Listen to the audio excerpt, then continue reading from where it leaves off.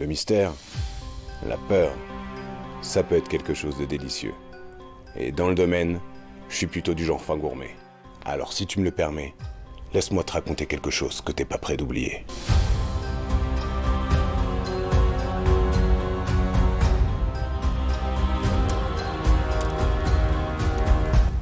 « 1966.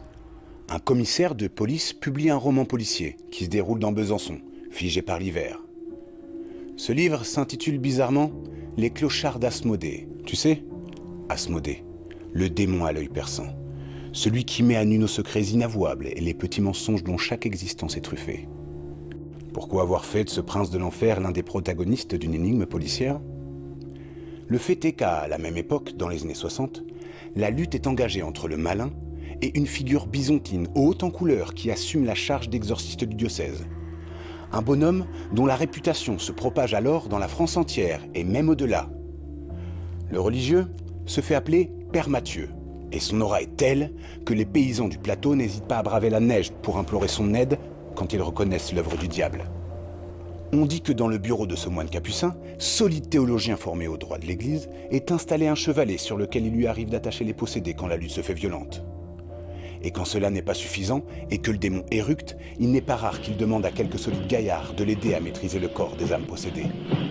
Alors, résonne dans Besançon, en plein XXe siècle, l'antique rituel romain. Vade retro, Satanas.